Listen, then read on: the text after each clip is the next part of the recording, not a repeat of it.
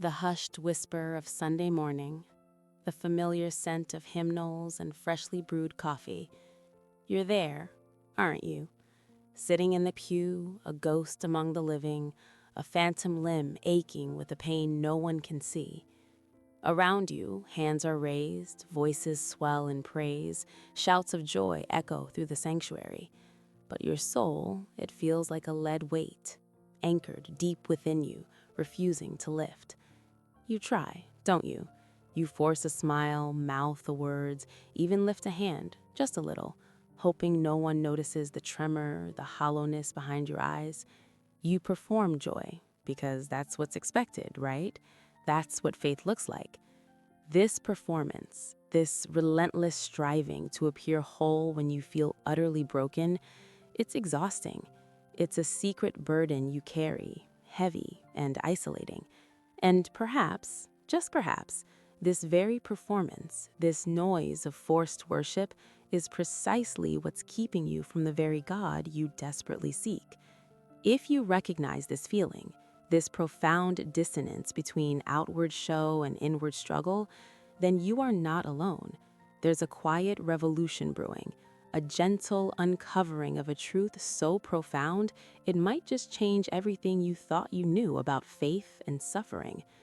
Stay with us, because what we're about to explore together is a sacred secret, a permission slip to stop performing and start truly connecting. And if this journey we're embarking on resonates even a little, consider subscribing to This Is Also Faith. We're building a community where your silence isn't judged, but understood. We live in a world that often equates faith with an unending stream of positive affirmations, of victorious shouts and demonstrative praise. We're taught, implicitly and explicitly, that a strong faith means a perpetually joyful spirit, an unwavering smile, and an immediate, miraculous triumph over every trial. But what if that's not the whole story? What if, in our earnest pursuit of this ideal, we've inadvertently created a space where genuine pain is silenced, where honest struggle is seen as a failure of faith? It's a question that gnaws at the soul, isn't it? This silent torment, this feeling that your very sadness is an affront to your Creator. You hear the testimonies of triumph, the stories of instant healing and boundless joy, and you wonder, what's wrong with me? Why can't I feel that? This isn't a call to reject joy, not at all. It's an invitation to question the rigid boxes we've built around it, to pry open the lid of expectation and peer into the depths of a faith that embraces the shadow alongside the light. Because sometimes the most profound spiritual experiences unfold not in the roaring wind or the earthquake, but in the quiet, almost imperceptible whisper. Imagine the prophet Elijah, a man of immense faith, a giant in his time, who had just called down fire from heaven, defeated 450 prophets of Baal, and stood as a beacon of God's power. You would think such a man would be invincible, immune to despair. Yet, immediately after this monumental victory, we find him in a cave, utterly broken, wishing for death. He was running not from Baal, but from Jezebel. His spirit was crushed, his hope extinguished. God didn't scold him for his fear, didn't demand he snap out of it and perform another miracle. Instead, God met him in his brokenness. Elijah was instructed to stand on the mountain, and there came a great and powerful wind that tore the mountains apart and shattered the rocks.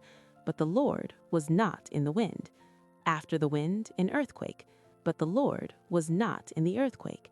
After the earthquake, a fire, but the Lord was not in the fire. And after the fire came a gentle whisper, a still, small voice. It was in that profound silence, that almost imperceptible quiet, that God met Elijah. Not in the spectacle, not in the overwhelming noise, but in the vulnerable, almost hidden space of his deepest need. This story of Elijah is not just an ancient tale, it's a profound mirror for those of us who feel like ghosts in the pews.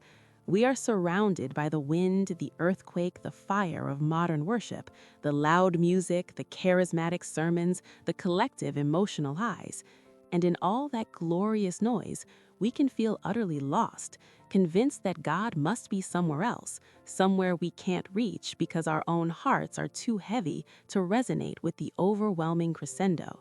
We try to find God in the spectacle and the external display because that's where everyone else seems to be finding him.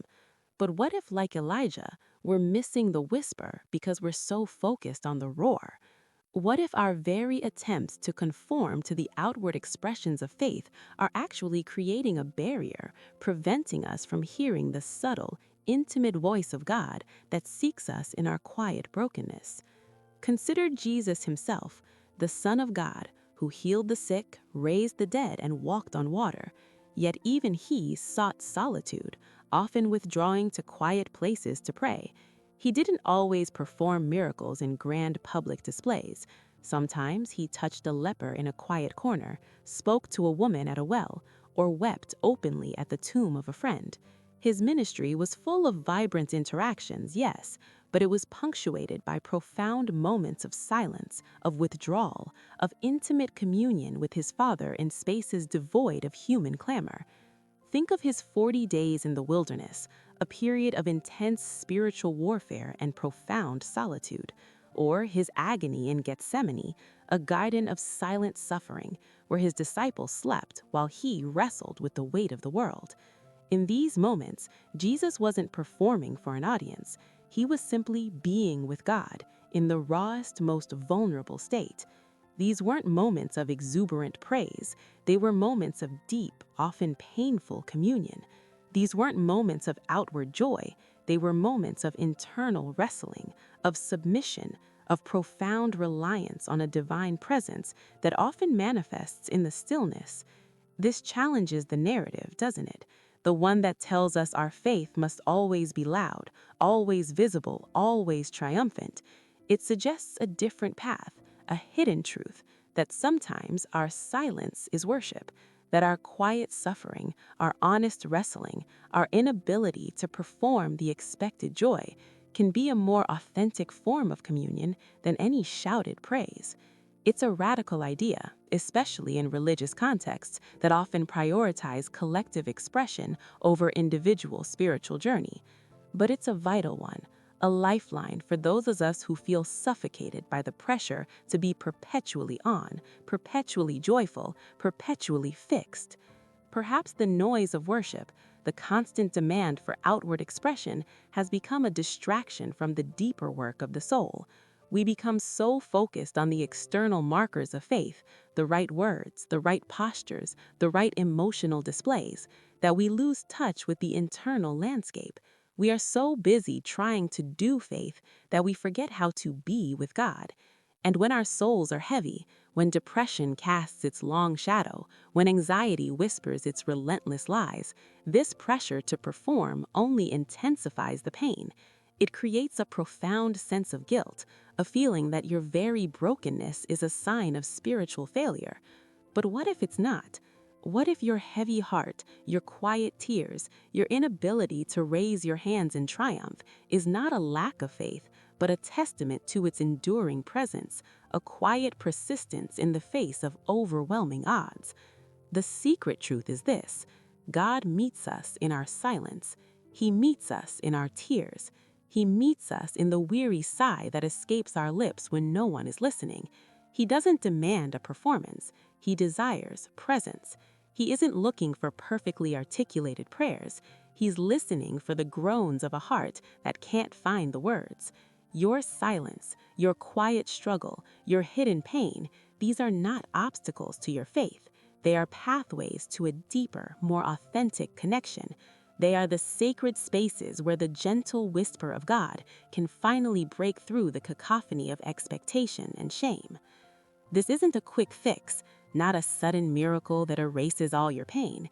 It's an invitation to a different way of being, a journey of finding God, not just in the triumphs, but in the quiet, often painful process of living with faith and sorrow simultaneously.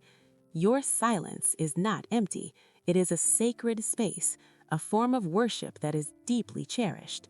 And if this message has resonated with you, if it has offered a sliver of validation for the secret struggles you carry, then know that you are part of a growing community. We are here to walk with you, to remind you that your pain is not a failure of faith, but a part of your human spiritual journey. Please subscribe to This Is Also Faith. Join us in breaking the silence, in finding God in the whispers, and in embracing a faith that is real, raw, and deeply human. Your story, your silence, your truth, they all belong here. Thank you for being with us.